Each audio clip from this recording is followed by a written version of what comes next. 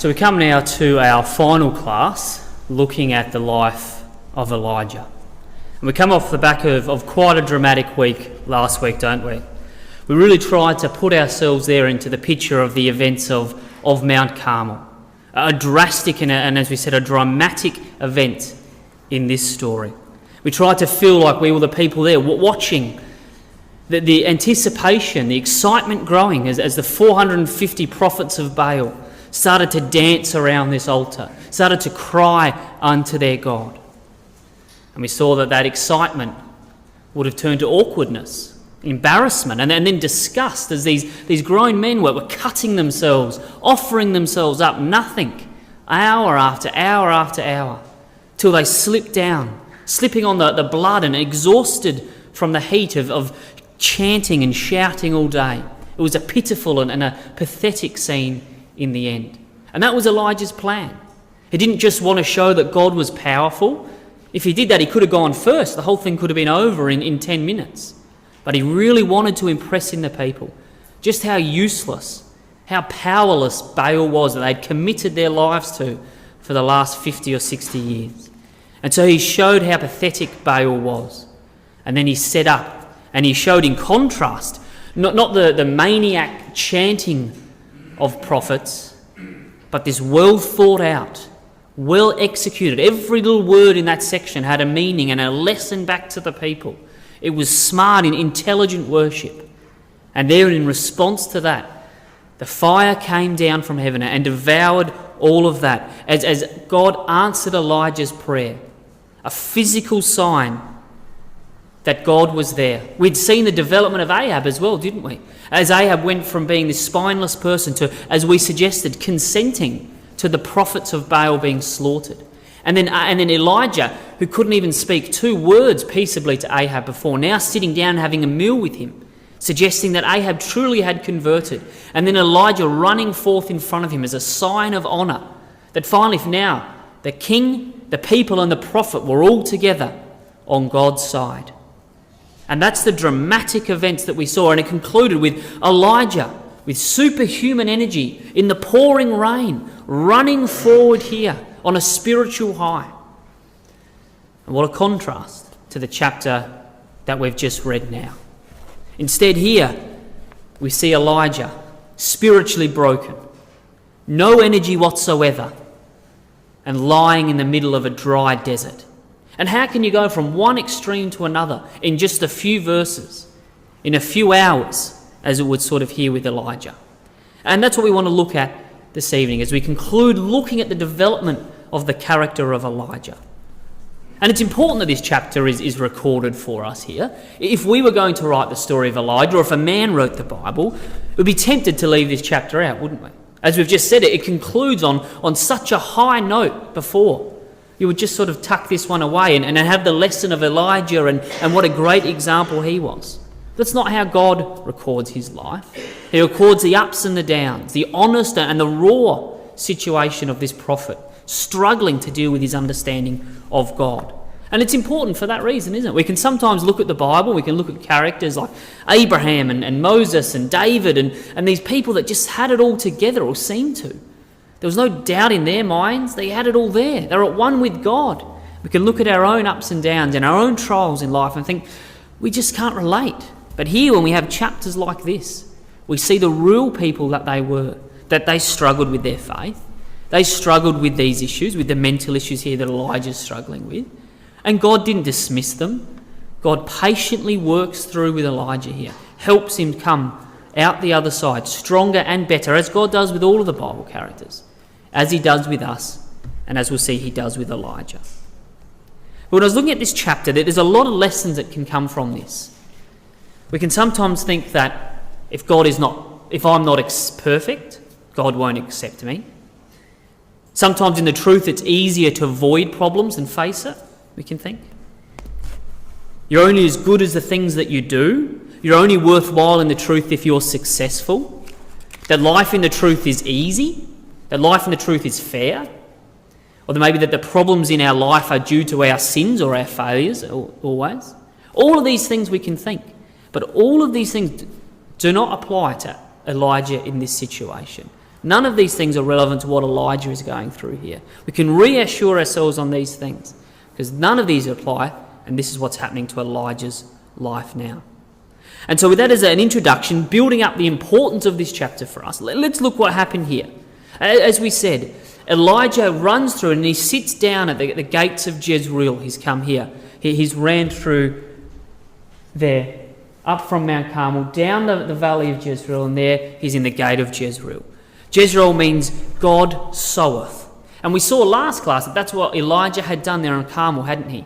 He had dug that trench big enough to contain the seed, and then he had poured the water into that. So he had planted that seed, and now God was going to sow. But unfortunately, we see Elijah never gave God the chance. He ran away before God could sow. And just bear that in your mind, because when we come to the end of our talk this evening, we'll see a man that in fact did allow God and fulfilled the end of that. But here he is. He's on a physical and a spiritual high, sitting here at the gate, waiting for Ahab to come back. And don't forget, we mentioned that there's real evidence that Ahab actually genuinely converted here. He also was on a spiritual high, so he rushes up to tell Jezebel all about this. We read this, verse 1. And Ahab told Jezebel all that Elijah had done, and without he had slain all the prophets with the sword. And the way that this is recorded tells us exactly what happened. How else could we describe the events of what had just occurred? Well, he could have told Jezebel how the prophets of Baal had failed, how fire came down exactly as Elijah had said, how that the prophets of Baal had given up and were slain, and then the rain had come back just as Elijah had promised. That's the same description as the day, but that's not how Ahab describes it to Jezebel. You see, and this is the weak, spineless Ahab that we've seen throughout this. That he comes back into the presence of Jezebel and he falters, and immediately he capitulates and he gives in to her temptation. And on one level, it shows the warning of the dangers of joining together with someone who has such a negative influence on us. Here it's in the context of a romantic relationship, but there's lots of other types of relationship where this principle applies. If we place so much importance on someone's approval, on someone's validation, as Ahab did with Jezebel, then we put ourselves in danger of this situation as well. But however, maybe a more applicable lesson to us would if we look at this scenario as Jezebel as our internal nature. And that's often how she's described. She stirred up Ahab. She was a temptation to him. He kept giving in to her. The same type of language, same as our nature. And we see that as soon as he runs back into her presence, he gives in to that temptation. And unfortunately, that can be the problem with these showy events of power that Ahab had just seen. You see, he had just come off the back of seeing fire come down from heaven, of seeing rain come out of the sky at someone's prayer, of seeing Elijah superhumanly run for hours in front of him. And yet, off the back of seeing these amazing things, his resolve and his conviction does not stand up to this temptation.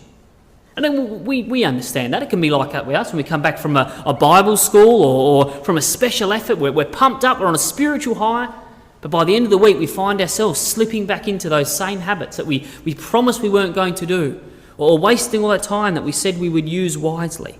And that can be the problem. Yes, shots in the arm are great and they are helpful, but it doesn't help us with facing temptation on long term. What Ahab needed was a strong foundation built on a consistent application of the still, small voice every day to build up his faith and his conviction, so he had a foundation to resist this temptation. And that is what God wanted Elijah to do now with the people. They had seen the showy acts. They had that jot in the arm. And now it was Elijah's work to go out and to sow the seed and to spread the still small voice and build up that conviction. But as we'll see, unfortunately, that's not what Elijah had in his mind. Because we see verse 2, so Ahab tells Jezebel, then Jezebel sent a messenger unto Elijah, saying, So let the gods do to me, and more also, if I make not thy life as the life of one of these by the morrow at that time. And when he saw, he arose and went for his life, and came to Beersheba, which belongeth to Judah, and left his servant there. Now, there's a lot of commentary and discussion about what exactly happened. What happened here with Elijah? Maybe you've got your own thoughts on that. Some people say that this was a crisis of faith, that he ran for his life in fear. People say, well, he couldn't have been afraid. He's the mighty Elijah. Well, why did he run then? And I think the record gives us a few clues as to what Elijah is thinking at this time. But we can say right from the outset that this doesn't have to be logical. In fact, it's not. His whole life, his whole plan had come crushing down around him. He's struggling with depression here. He's completely lost and unsure. He doesn't think rationally and logically. As people who have, if you've experienced mental depression or mental issues, there's not a logical step process here. We can't find necessarily logic in here. But we do have some hints in the record. You see, for the last 3.5 years, Elijah had been planning all of these events out meticulously. And we know that, didn't we? We saw last class. Every little thing that he did have a meaning. Every word he said drew back to something in the Old Testament or some lesson he was trying to teach. So he'd been planning this whole thing out. And I think that the reality of this scenario had never ever occurred to Elijah, that he could possibly be in this point of his life right now. The idea that God would send fire from heaven, that the people would turn back to God, that the king would join their side, that they would slay the prophets, God would send back the rain. Everything had gone perfectly to his plan. And everything had occurred to him that the next step is then the whole nation now had been proved that God was real and they would turn back to God. And then suddenly he sees that Ahab and Jezebel haven't turned back to God. Well, if they haven't, then the nation hasn't. And he can't understand. The whole plan is gone. Why hasn't it worked? And you see, Elijah had nothing left. If they don't respond to the fire, if they don't respond to the rain, they don't respond to people killing the prophets, I've got nothing left. There's nothing left we can do for these people. He's shocked. What else do I have? And God's going to show him, well, there's another way, Elijah. You could try talking to the people. You could try spending time with them, like you did with the woman of Zarephath. But right now in Elijah's mind, it's failed as far as he can see. But see, Carmel wasn't a failure. It'd been a great victory for the first time. And as we said, 60 years the people had been away from God. And for the first time they had been reminded about who God was. The negative influence of the prophets was now removed. Elijah was now revered as a prophet of God. Everything was a perfect foundation for Elijah to get out there and to preach and to throw water and the still small voice and grow that seed that he had planted there at Carmel. But instead he sees that Ahab and Jezebel hadn't converted, and so then this has been a great waste of time. But then even further than that, Elijah is also thinking, well, what's God's role in all of this? What's God's position? God, if you stop the rain because the people are wicked, and then you bring back the rain, it must mean that they're converted. But they're not converted.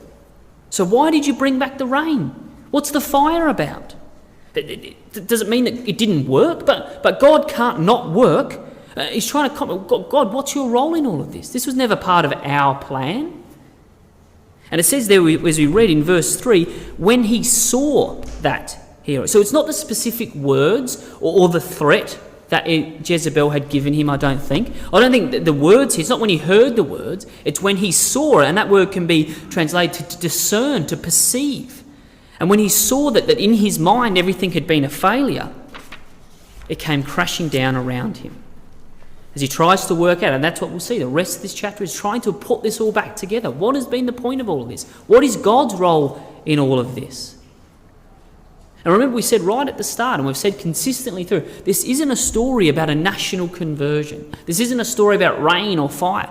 It's a story of Elijah here in Kings about God working and preparing a prophet for his role to come in the future. And thirdly, if you take a look at the map here of what happened, Elijah's there in Jezreel. He runs all the way down here. Now, if he wanted to be alone, as he was in Jezreel, well, he could have just walked across the river and he would have been back in Tishbe, in his hometown, in the wilderness of Galilee, Tishbe, in that area. Nothing was there. It was dry and empty. Even the brook Kedron, where he had hidden out, he could have gone back there. And indeed, if he was afraid for his life, David and all his mighty men hid out there for years in that wilderness and nobody found them. Or he goes straight past Jerusalem, straight past Judah there, where he would have been welcomed with open arms and protected by the righteous king there. So it's not a fear for his life, I don't think. So he goes past all of those places. He's not afraid of his life. He's afraid of what's going on in his life. And he wants to talk to God about that. His problem's not Jezebel, it's God. And so he ran, our record says, for his life, can be translated should be translated, ran to his life. What do you mean? Ran to confront his life, to address what was going on in his life. And he's got a very specific place in his mind, obviously. That's a fair, that's, I've got there, 160 kilometres, here to Victor Harbour and back. So it's not just a whim, this is a week's worth of walking, maybe a little less. There's a very specific thing in his mind, in a straight line down.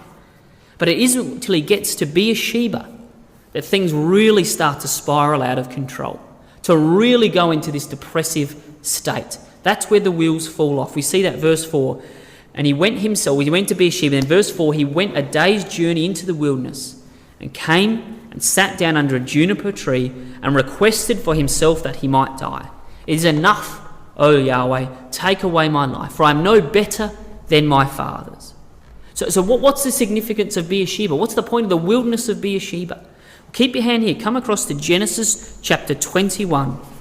Possibly, we know Elijah was all over the patriarchs. He knew all of the stories about Abraham, Isaac and Jacob and Moses. So he would have been aware of this. Genesis 21. And if we look at verse 31 there to start, wherefore he called the place Beersheba, because they swear both of them together. Beersheba means the place of the covenant, the place of the seven worlds. Sheba literally is the number 7.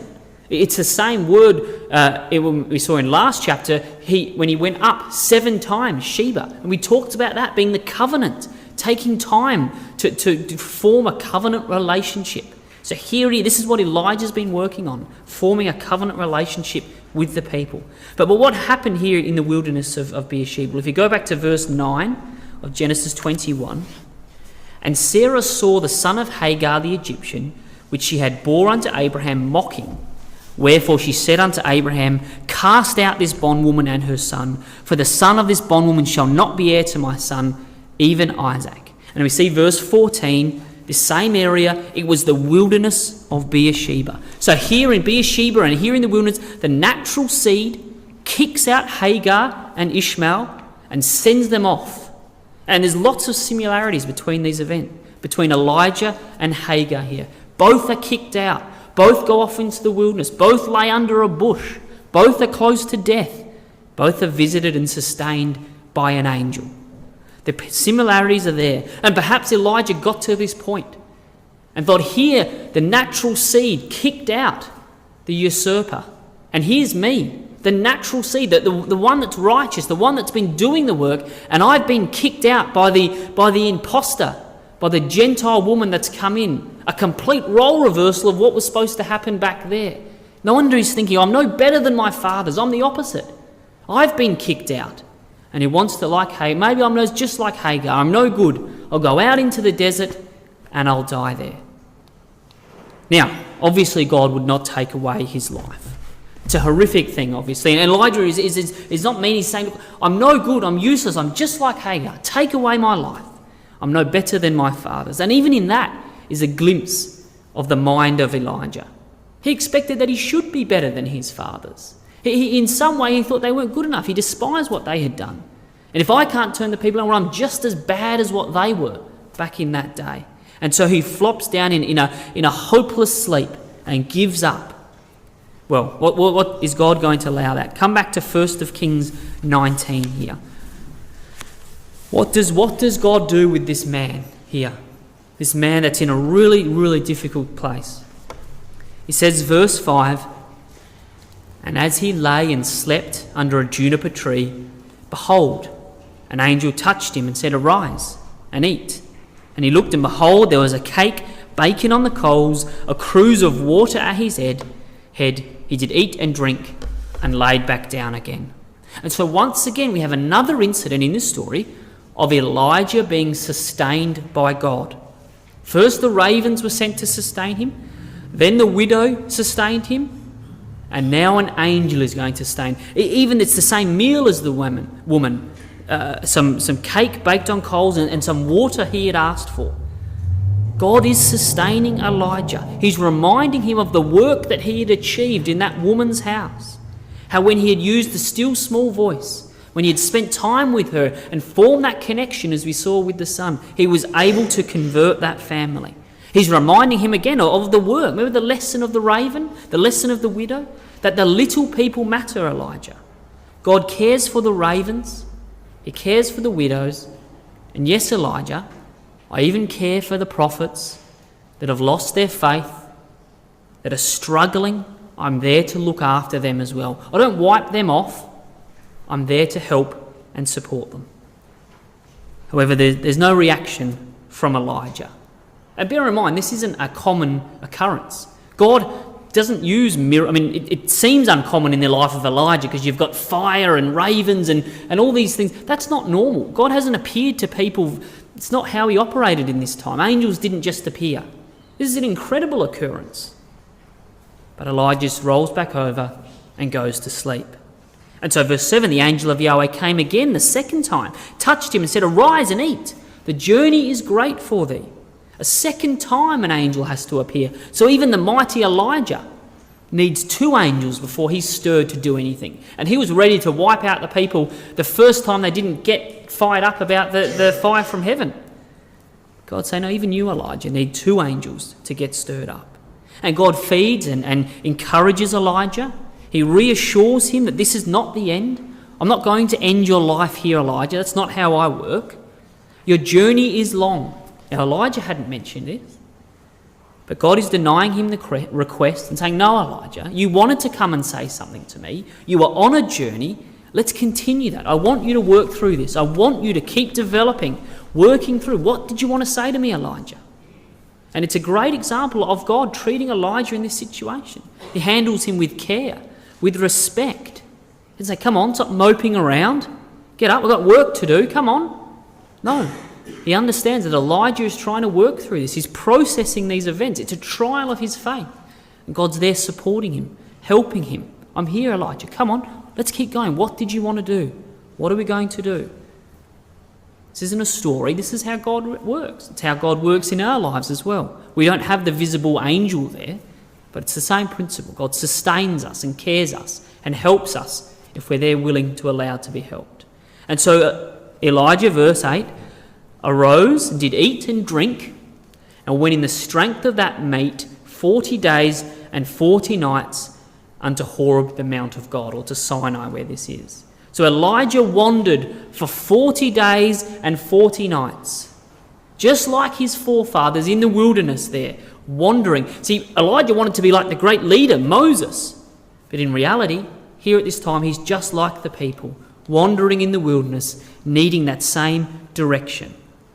And yes, there's lots of types and that here of the wilderness and him, but on just a purely one-dimensional level, Elijah walked for 40 days and night in that wilderness. I had to get another map because it's not on the usual map. So Beersheba's right up there, and then he walked all the way down here to Mount Sinai. And whilst it seems like a long way, it's probably, I've tried to do the Google Maps things and read what people say, but about, at the most, 20 days journey, probably less. 2 weeks to 20 days. Certainly not a 40-day journey. And then, yes, as I said, that it fits the types, but also this is Elijah. This is him wandering around, mulling everything over in his mind, working through the issues. He's mentally and physically exhausted. He's depressed. For many of those 40 days and nights, he probably didn't get out of bed. He couldn't find the energy to get up again. And so it took him that 40 days. And at the end of that, he made a decision throughout that, halfway through it, that no, I've got a place that I want to go, and I want to go and do something there. It's not an ambly wandering around for 40 days and end up down there. This is a purpose behind this. Now, we don't need to guess what that is. We're told where he goes, and we're told why he goes there. So verse 9, he came thither unto a cave. Now, nearly all the commentators and experts agree that as you probably got there, it's the cave. And it refers to the cave that Moses stood in here at Mount Sinai when he talked with God and God showed him his glory in Exodus 33 verse 12. And we'll come back to that later. So he came to Mount Sinai, he came to the cave, but why? Why after 40 days did he come down here? Well, keep your hand here, come across to Romans chapter 11, because as I said, we don't have to guess about this. We're told specifically why Elijah came to this point.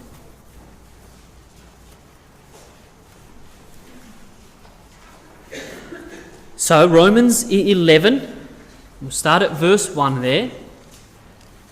Paul says, I say then, hath God cast away his people? And the context here is chapter 10, where God is saying at the end of chapter 10 how natural Israel had pushed God aside and God had gone out to the Gentiles. He had chosen other nations because Israel didn't want to be his seed. But, he says in this chapter, does that mean that I've given up on Israel altogether? God forbid. For I am an Israelite, of the seed of Abraham, of the tribe of Benjamin, Paul says. God hath not cast away his people which he foreknew. Wot ye not what the scripture said about Elijah? How he maketh intercession to God against Israel, saying, Lord, they have killed thy prophets, they have digged down thine altars, I am left alone, and they seek my life. So there we have it. Paul tells us, why did Elijah go down to that cave? To seek intercession against the people of Israel. To pray, to interject, as that word is, against Israel. God said, I'm not going to wipe my people away. Verse 4. But what saith the answer of God unto him? I have reserved to myself 7,000 men who have not bowed down to the image of Baal. Even so, at this present time, there also are a remnant according to the election of grace. And so he made intercession, and God said, no, I'm not going to do that. That was the point for Elijah, the point for Romans, the point for us is that God is saying, no, I keep a remnant of people that are faithful to my name. Not because that remnant are of themselves personally righteous, and that was Elijah's claim, and I only am left. No, it's not about personal righteousness. I keep them there because of the love of God and the answer of they're according to the election of grace. So he's not going to wipe them out because they're faithful or not. At the end of the day, God has chosen for his grace to keep a remnant through those ages. And even though Elijah, who we saw, was a man of intense and consistent prayer, everything he had prayed for up until now had been answered with a solid yes. Stop the rain, yes. Bring down the fire, or resurrect the sun, yes. Bring down the fire, yes. But here he comes to pray against Israel. It doesn't matter how great the man is, how passionate his prayers were. If it's against God's will, the answer here in Romans is a resounding no. Elijah, I'm not going to do that. And that's what we have here in the record of Mount Sinai back in Kings. Let's turn there now. What is let's hear Elijah's intercession against the people and God's answer to that. And so he comes, 19 verse 9, he came hither unto the cave and lodged there. The word means camp there. So maybe he'd been here for a while in this cave. Behold, the word of Yahweh came to him. What doest thou here, Elijah? It's a very simple question. It's a very powerful question. Why are you here, Elijah? I didn't send you here.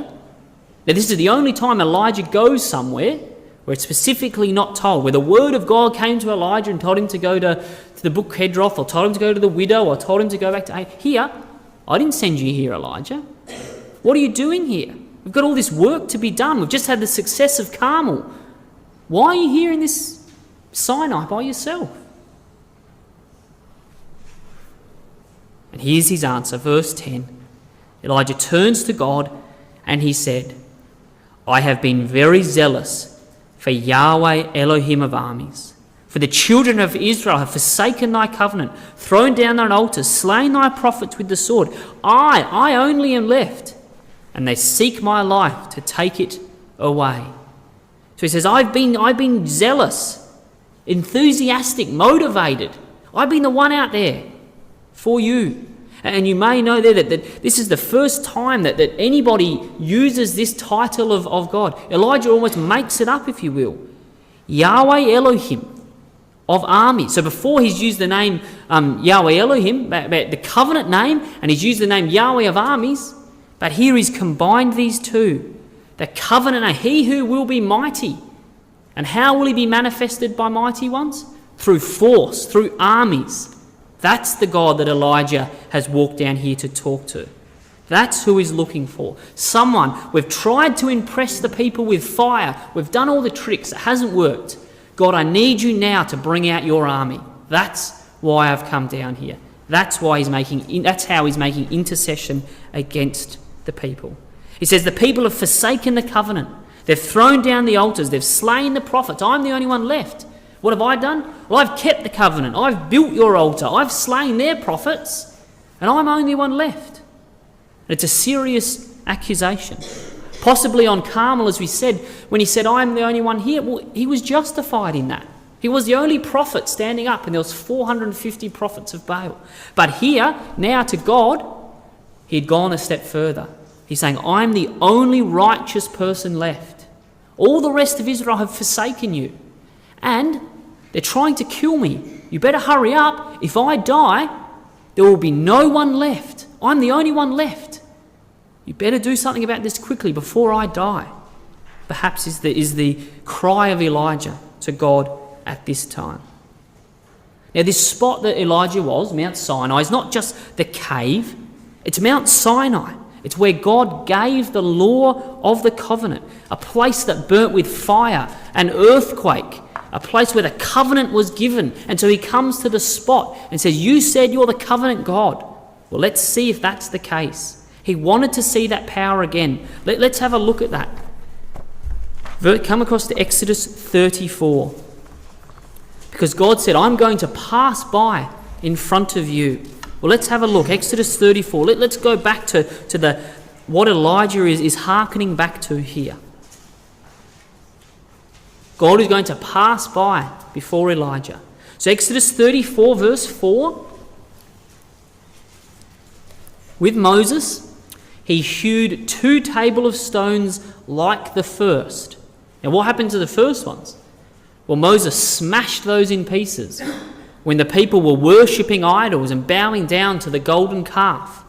And here now is the second time round. And Moses rose up early in the morning and went up unto Mount Sinai as Yahweh had commanded him. That's the first difference between these events. What are you doing here, Elijah? I never told you to come here. But Moses goes to this spot just as God had told him to. And he took in his hand 2 tables of stone. And Yahweh descended in the cloud and stood with him there and proclaimed the name of Yahweh. And Yahweh passed by before him. It's exactly the same word as we'll see verse 11 of 1 Kings 19. Just as God passed before Elijah, so here now God passes before Moses and proclaimed Yahweh, Yahweh Elohim, merciful, gracious, long-suffering, abundant in goodness and truth, keeping mercy for thousands, forgiving iniquity, transgression and sin, but by no means clear the guilty, visiting the iniquity of the fathers upon the children's children, unto the 3rd and the 4th generation. And here, when God presents it to Moses, we have the perfect balance of God's character.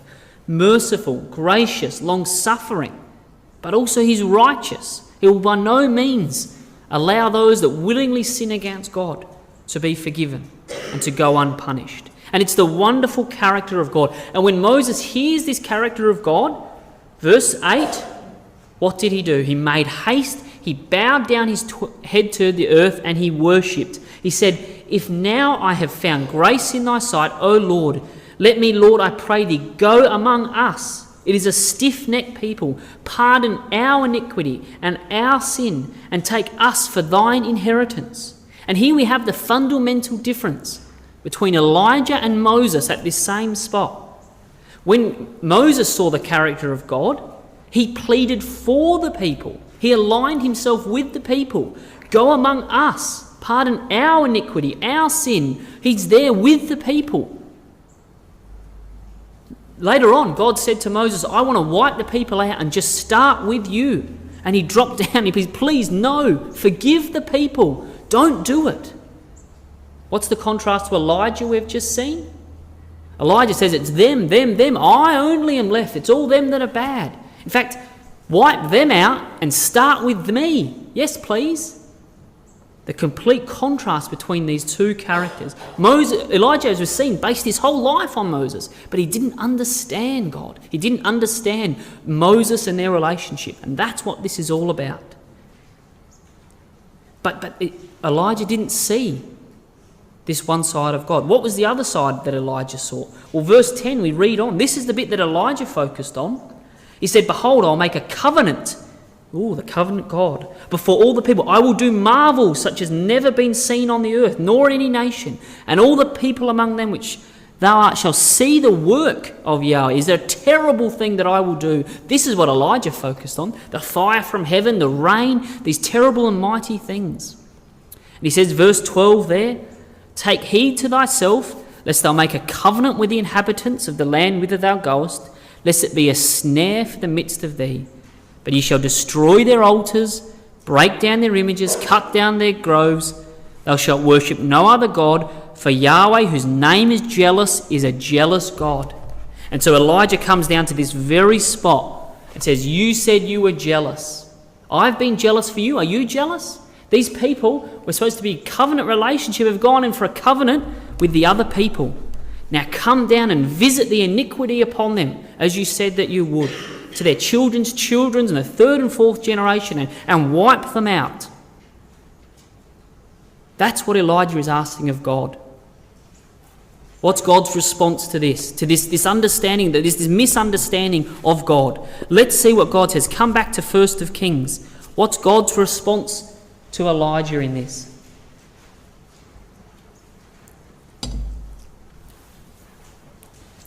Verse 11. God took all of this in and said, go forth, stand upon the mount before Yahweh. And behold, Yahweh passed by, as we saw, and a great and strong wind rent the mountains and brake in pieces the rocks before Yahweh. Yahweh was not in the wind. And after the wind, an earthquake, but Yahweh was not in the earthquake. And after the earthquake, a fire, but Yahweh was not in the fire. And so he shows him these awe-inspiring events, these terrible things. A tornado that comes in and rips the rocks off of the mountain, smashing them to the ground below. Next, he shakes the earth, the whole mountain physically moving and shaking. More rocks tumble down, and Elijah is there. He's pushed into the back of the cave. He's huddling, he's afraid. And then this maybe lava, maybe some unnatural fire just flares up. It starts burning the bare rock and desert here as the whole mountain becomes on fire. But what's the summary of those powerful, mighty things, those terrible things that Elijah loved so much? God, your Yahweh, was not in those things. Now obviously they were caused by God, but God's character is not demonstrated in those acts. In fact, what did they do? As we said, they drove Elijah to the back of the cave. It pushed him away from God.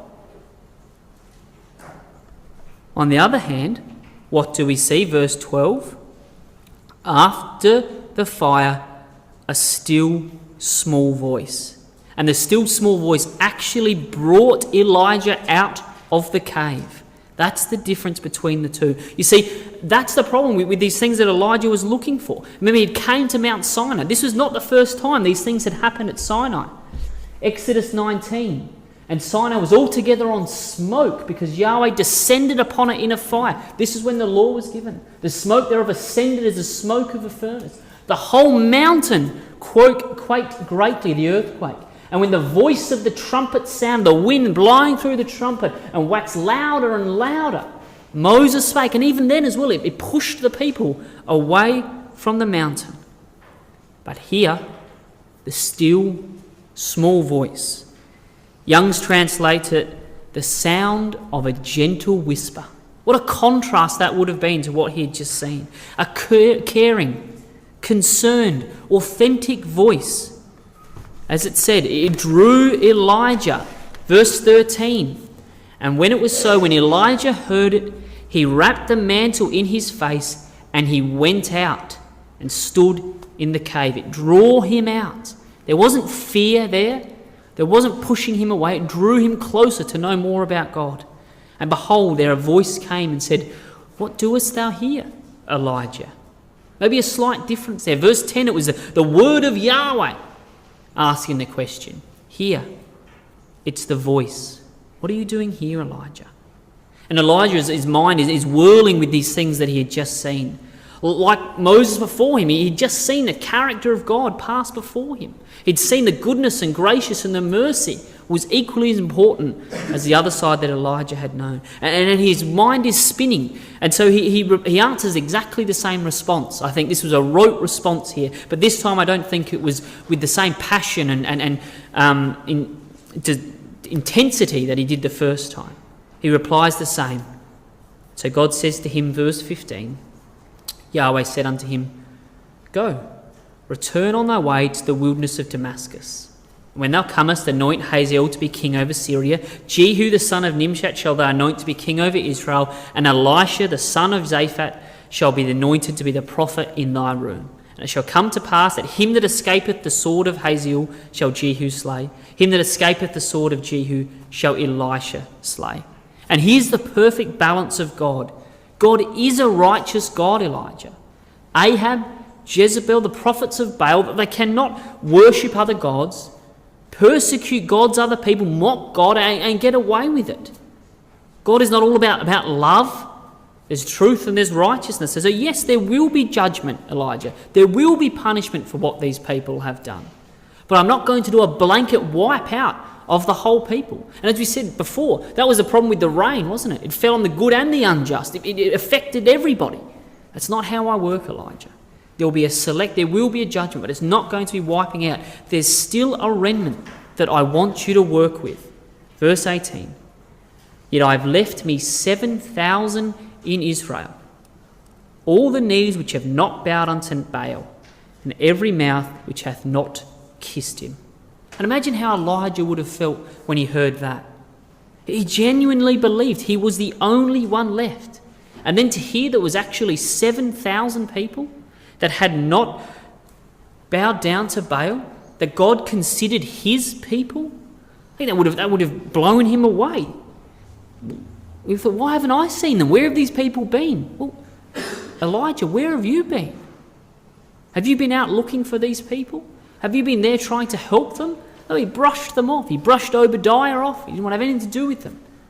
They're there, Elijah. You just haven't been able to see them.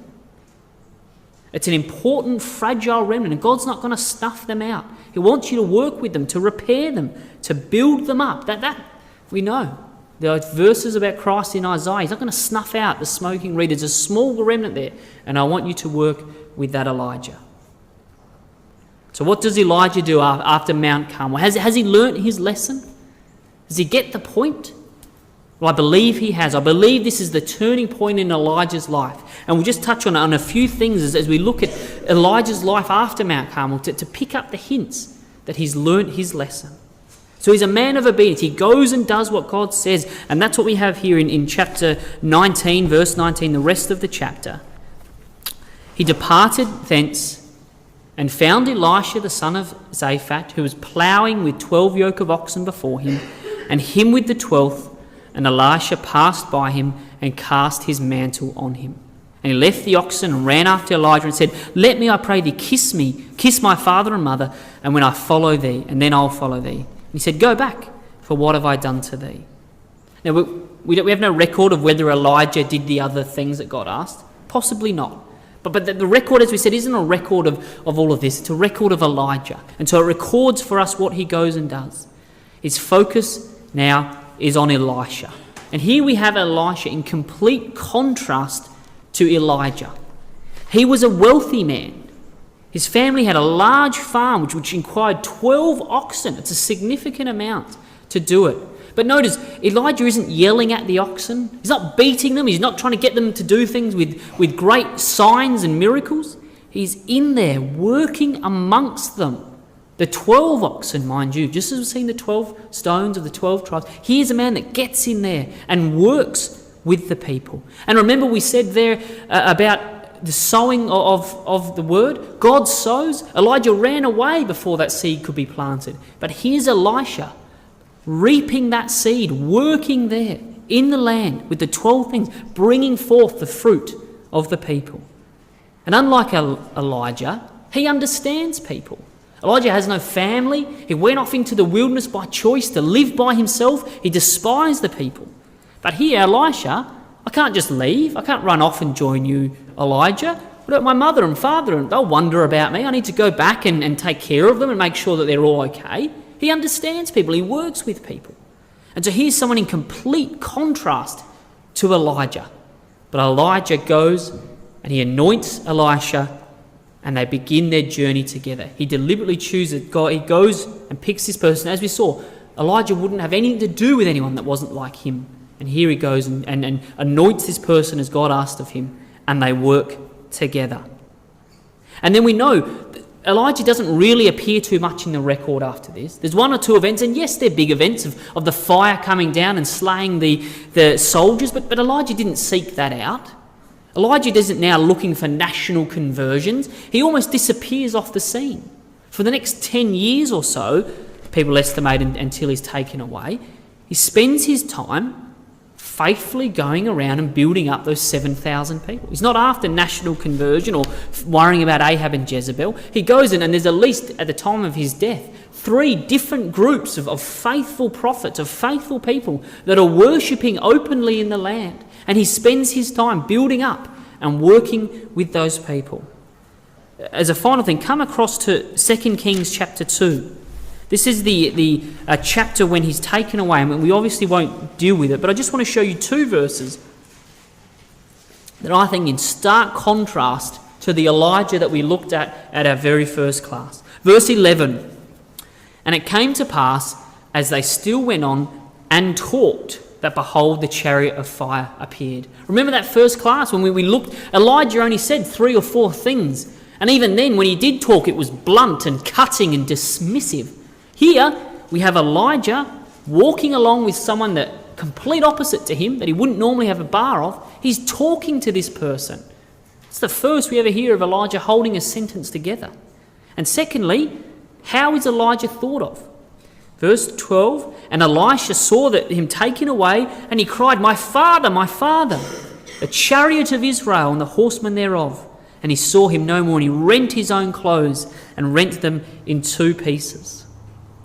And so he's now considered a father to these people. He's not the scary lord of the hair that people were afraid of, that they ran away from. Paul says we have thousands of instructors, but not many fathers in the truth. And here Elijah is considered a father, a changed man that spent his time, that built relationships with these people. And that's the full circle of the conversion of this wild, ungainly man. Yes, passionate, but God needed to work with him to prepare him for that role in the kingdom.